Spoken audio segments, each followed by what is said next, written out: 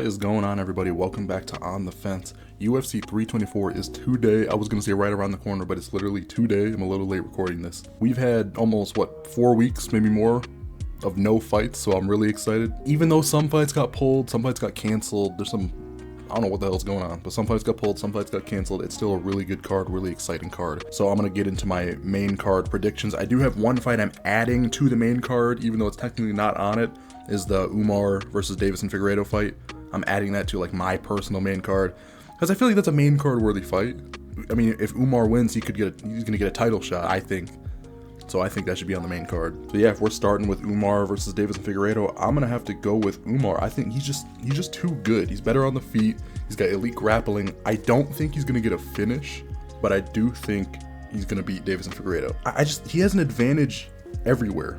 I think he's better on the feet. I think he's better on the ground. I think his wrestling, his grappling is better. I'm pretty sure he's ahead in the physicals too. I want to say he's got the reach advantage, like the leg reach advantage, like literally everything height. Iggy has underrated power, but I don't think that's enough to beat someone like Umar. And I do think, I guess sure you could say this is by any fight. I think this fight is going to go one of two ways. I think it's either going to be a striking match with a little bit of grappling mixed in. Umar's going to pick apart Davison on the feet, or it's going to be just wrestling heavy. He might just lay on him. If Corey Sandhagen can get you down, I think Umar's going to be able to get him down pretty easily. But I don't think Davison to Figueiredo is not going to make it easy.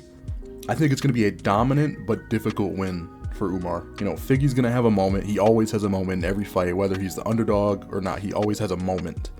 You know, he's gonna rock him. He's gonna land a big shot. He's gonna get a takedown. He's gonna scramble, whatever. He's gonna have a moment in the first or second round. He's gonna shake up the fight a little bit. I don't think he's bad, but I think right now he's too old. He's too small. Like, do not get me wrong. He's still an amazing fighter, but right now I just think, especially compared to Umar, he's just too old. He's too small. On top of it, I would assume he doesn't have an injury. The commission wouldn't let him fight. But from the Sandhagen fight, when he got his leg fucked up, you know, what if there's a leftover injury, a lingering injury from the Sandhagen fight? Is that going to make getting takedowns easier for Umar? Is Umar's team going to keep that in mind? So I feel like there's just a lot of factors pointing towards Umar as like an obvious, like a lot of people are saying it's a lock. I don't want to ever say a fight is a lock, personally, ever, but I think this one is as close to a lock as you can get. This has an opportunity to be a really exciting fight, like a Batista versus Umar. Like, that was a good fight, even if Batista gave Umar some trouble, but I don't think Davis and Figueiredo is going to be able to do the same thing that he did. He's going to be able to scramble like him. I think here and there, parts of the fight, but overall, I think Umar is going to dominate him. All right, next we have Arnold Allen versus Gene Silva. I want to pick Arnold Allen, but it's hard for me to trust fighters that are coming off of a layoff, coming off of a break. Silva he's too wild, he's too emotional, but I think that might just work in his favor.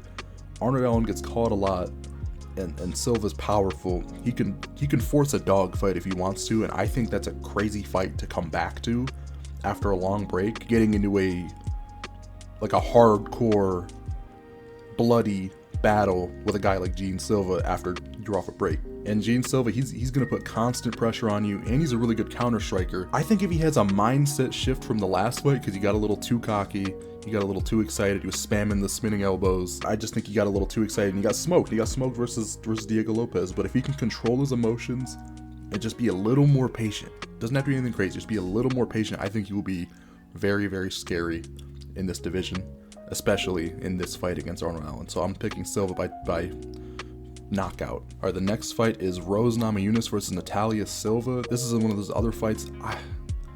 I like Rose, but I do think Pat Barry just existing anywhere near her makes her a worse fighter, especially at flyweight. She's weird at flyweight. I like her better at strawweight. I just think compared to Natalia Silva, I mean, if Natalia Silva wins, she's getting a title shot. If she doesn't, that's kind of crazy. I think she should get a title shot, but if she wins, she can get a title shot. So I think she's just got more on the line.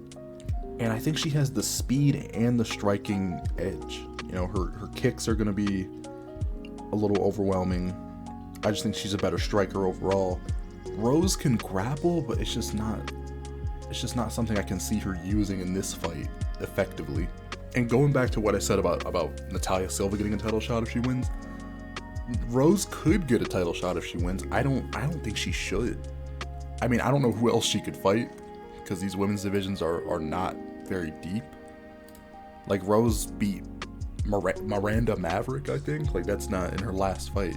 I mean, beating Natalia Silva would be impressive, but I don't think you can come off a Miranda Maverick to that. I think it's like she might need one more, but Natalia, if she wins, I think she guaranteed gets a title shot. So I am going to end up picking Natalia Silva. I think it's going to be a decision. I don't think there will be a finish in this fight. I'll be surprised if there is. It'll make it more exciting, but I do think it's going to be a decision win for Natalia Silva. All right, the next fight is Derek Lewis versus Waldo-Cortes Acosta. This is a sleeper fight. Maybe it's not. No, maybe I'm crazy for saying that. That's not a sleeper fight. Everybody knows this is going to be a good fight. I'm picking Waldo-Cortes Acosta by just flat KO, TKO. I feel like it just has to be. Like, these are two guys that like to go at it. They like to scrap. They like to brawl. And I love Derek Lewis, don't get me wrong, but I think Waldo's just too good right now. He's got a lot of momentum. I think momentum in martial arts is something that often gets overlooked. I'm not saying it makes you better, but like having your confidence on another level, like knowing, okay, this gets me a title shot. I'm on a whatever fight win streak. I'm just impressing everybody. Like, knowing gets your confidence higher, that much higher. I think it makes you a better fighter, or it can help make you a better fighter. And Waldo's got a solid chin. He's got good hands. He had a decision loss against Sergey Pavlovich.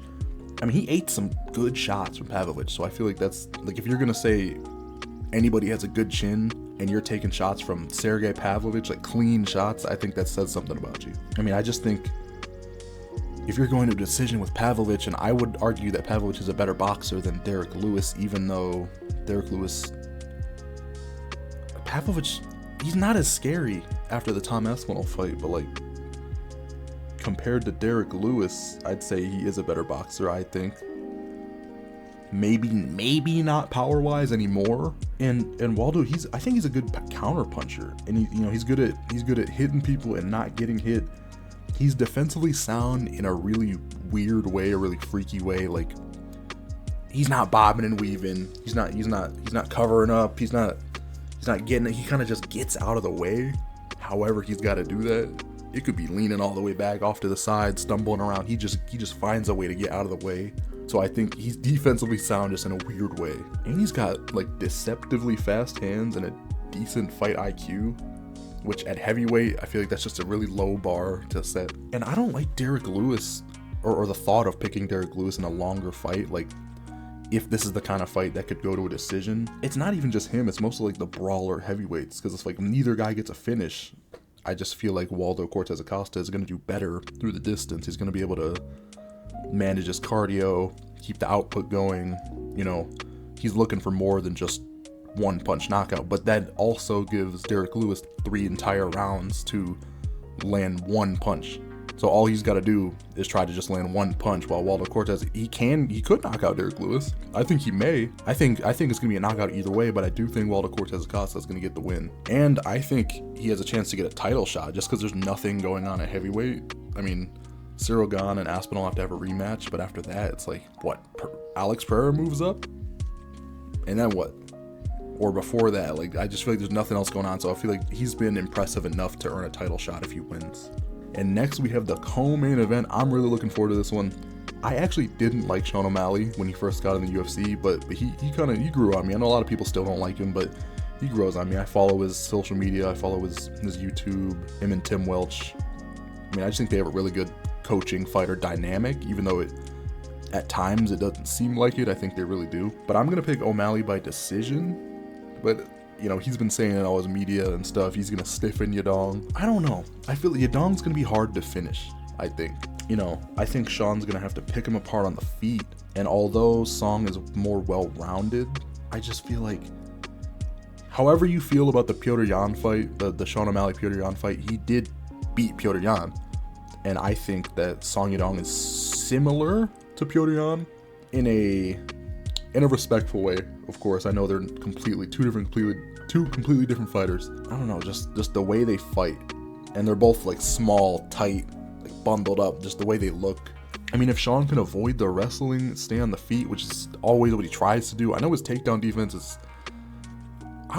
Can you really even say it's questionable? I mean, you fought Merab, well, it's really twice.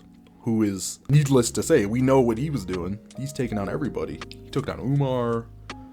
Petr Yan slimed him out, but like before that, you know, he was going crazy. So I don't think you can sit there and say Sean O'Malley's takedown defense is bad because he got taken down by the best wrestler in the division. And I don't really think he needs to change his normal game plan up aside from volume. I think he needs to just literally just do what he does best, stay comfortable in there, don't try to change anything. But I do think he needs to work on his volume. A lot of fights he gets pushed back and he'll try to just be, he wants to be a sniper. He wants to get that highlight KO, that one counter punch and just snipe him and get a knockout when he's off the back foot. But I just think he gets tunnel vision with the counter striking. I think he needs to throw more compared to the Merab fight, the two Merab fights. I mean, wrestling's still going to be a threat, but it's not as bad, so I think he's going to open up a little more. And he needs to get respect early. I mean, try not to get taken down is always going to be on his mind, but he needs to land something early, or he needs to just keep it piling on early so that Song Yadong can't get too comfortable and walk him down. I think if he can get respect early, he can coast through the rest of the fight and end up with a decision win. And now for the main event, Justin Gaethje versus Paddy Pimblett.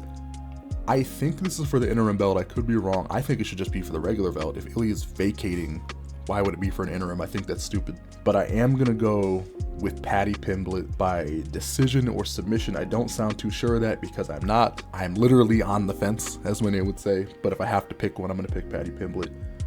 I just think it's better for the division in the long run if he wins. I mean, Gaethje doesn't seem like he wants to. He's got shit going on with Dana White. We don't know what's going on.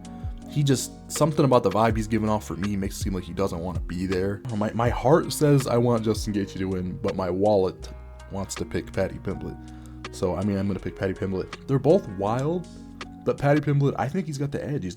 His striking is improved, as much as people don't want to admit it. He's got really good kicks, amazing BJJ, and he's got momentum. Like I said earlier, momentum really can carry a guy. I mean, defense is his number one weakness. And I do think Justin Gaethje could land something on him.